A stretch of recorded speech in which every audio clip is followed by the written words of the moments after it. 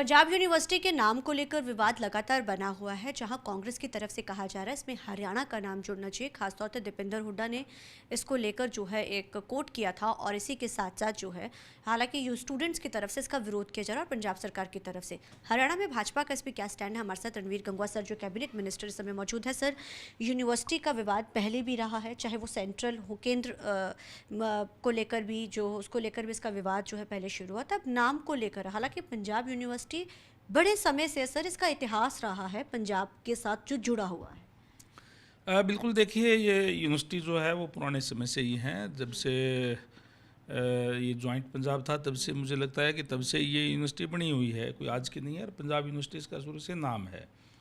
ये ठीक है कि हरियाणा का जो चंडीगढ़ है इसके अंदर जब बंटवारा हुआ है तो 60-40 का हुआ है, उस हिसाब से 40% होना चाहिए। लेकिन नाम का तो मुझे लगता है क्योंकि ये पुराने टाइम की यूनिवर्सिटी है और आज अगर दीपेंद्र जी हुड्डा जी कह रहे हैं या कांग्रेस के लोग कह रहे हैं तो उनको कोई मुद्दा मिल नहीं रहा, मुझे लगता है। इस तरीके की बात वो करते हैं। उनका लंबे समय तक राज था, तब उन्होंने कभी इसके बारे में कोई जिक्र नहीं किया।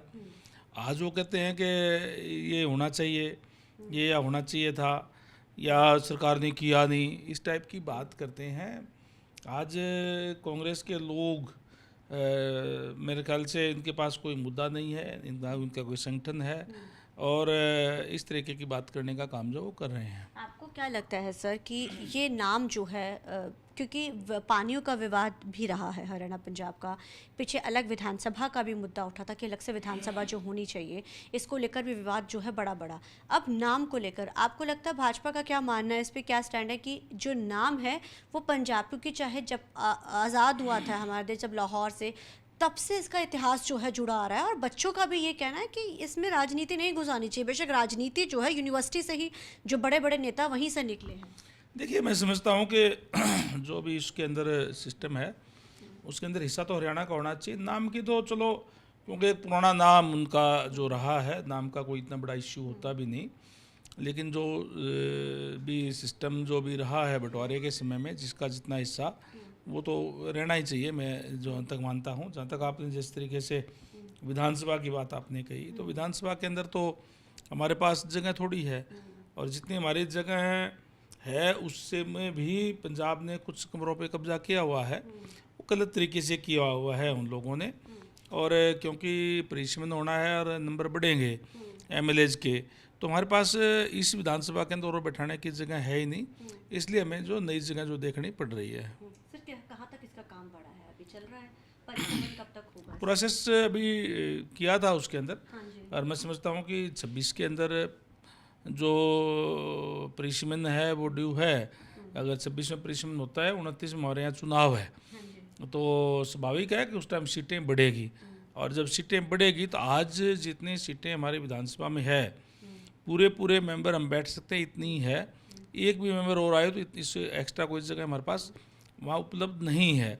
इसलिए हरियाणा को अपनी विधानसभा बनाना जो है वो ज़रूरी है। सर, आपने कांग्रेस के संगठन की बात करी है। अभी परसों यानी 4 तारीख को राहुल गांधी भी चंडीगढ़ में संगठन विस्तार को या इनकी उसको लेकर यहाँ पहुँच रहे हैं। कह रहे हैं कि हमने संगठन विस्तार करना है और चीज़ों को आगे बढ़ाना है, संगठन को मजबूत भी करना है और इन्होंने कई ऑब्जर्वर भी लगाए हैं।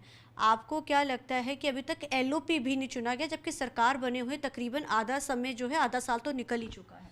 देखिए, जहाँ तक राहुल गांधी जी आ रहे हैं, ऑब्जर्वर लगाए हैं, वो इनका इंटरनल मामला है, वो करे।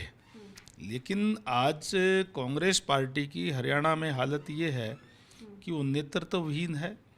गुटों में बटी हुई कांग्रेस है। एक पार्टी ना होकर के अलग अलग गुट है।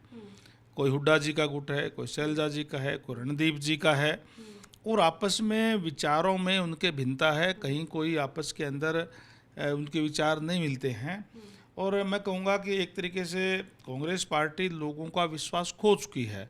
लोग उन पे आज विश्वास नहीं करते और नेतृत्व विहीन मैं इसको कह सकता हूँ। तो मुझे लगता नहीं कि इसमें कोई सुधार होने वाला जो है वो है।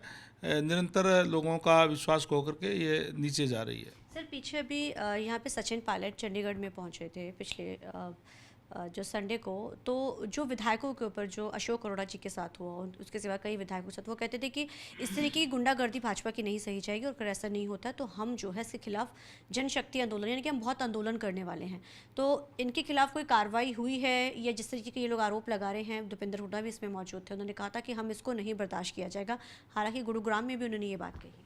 देखिए, मैं जहाँ तक समझता हूँ कि कांग्रेस के लोग फ्रस्ट्रेशन के अंदर है।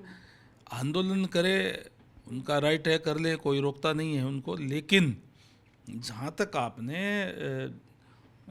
हाउस की बात कही, मैं समझता हूँ कि ठीक है कि चुना हुआ मेंबर जो, चाहे वो पंचायत मेंबर से लेकर के और मेंबर पार्लियामेंट तक लोगों को जनप्रतिनिधि बना करके चुन करके भेजते हैं, उनका व्यवहार अच्छा होना चाहिए। इस तरीके का नहीं होना चाहिए जिस तरीके का नगर परिषद कुरुक्षेत्र के अंदर देखने को मिला।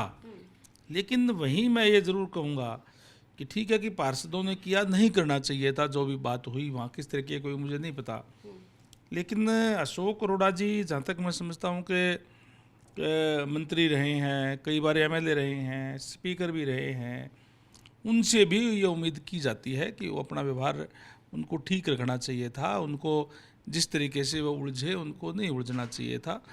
और उनके स्टेटस के अनुरूप या उनके गरिमा के अनुरूप उन्होंने भी जो कार्य वो नहीं किया। सर, जो अभी वेस्ट बंगाल वाला जो इन्फ्लुएंसर का जो मामला बड़ा समय चल रहा है, आप वो किस तरीके से देखते हैं? और हालांकि वो इन्फ्लुएंसर के खिलाफ कई कार्रवाई भी की जा रही है। देखिए, मैं समझता हूँ कि आज जो तृणमूल कांग्रेस की सरकार है, आदरणीय ममता जी की सरकार वहाँ पे है, और वो भी लोगों का विश्वास खो चुकी है। जिस तरीके के हालात आज पश्चिम बंगाल के हैं, वो कोई अच्छे हालात वहाँ नहीं है। और लगातार खासकर हिंदुओं को टारगेट करके वो कार्य करने का काम कर रहे हैं। एक वर्ग विशेष को तरजीह देने के लिए, उनको अपनी तरफ वोट करने के लिए, ये मैं कहूँगा कि कोई अच्छी राजनीति नहीं है। और जिस तरीके से अभी जो गिरफ्तारी हुई है, वो भी मैं समझता हूँ कि जहाँ तक मैं देख पाया था, समझ पाया था कि उसने तो पाकिस्तान के खिलाफ बोलने का काम किया था। उसने किसी हमारे यहाँ के किसी वर्ग के खिलाफ नहीं बोला। अगर पाकिस्तान के खिलाफ बोला है और ऑपरेशन सिंदूर का अगर उसने प्रेज की है, तो ये तो करनी चाहिए। इसमें कौन सी बुराई क्या है? और फिर उन पे मुकदमे बनाना, उसको अंदर डालना, मैं समझता हूँ कोई अच्छी बात नहीं है। धन्यवाद सर। तो जाहिर है अलग अलग मुद्दों को लेकर सर ने बात कही है, लेकिन जो बड़ी बात है कि परिसमन जो है 26 में हो सकता है। अगर होता है तो अलग विधानसभा का मुद्दा एक बार फिर से जो है पंजाब में गरमाएगा। लेकिन यूनिवर्सिटी के नाम को लेकर कहा है क्योंकि पुराने समय से है और लोगों की भावनाओं के साथ जो जुड़ी हुई है, तो उसमें कोई बदलाव होना सही नहीं है। और कांग्रेस के पास मुद्दा नहीं, जिसके चलते इस तरीके के अलग अलग मुद्दों को लेकर कांग्रेस जो है वो बार बार जो है सामने आती है। कैमरामैन अलजिंदे के साथ चंडीगढ़ से TV9 के लिए अमनप्रीत कौर।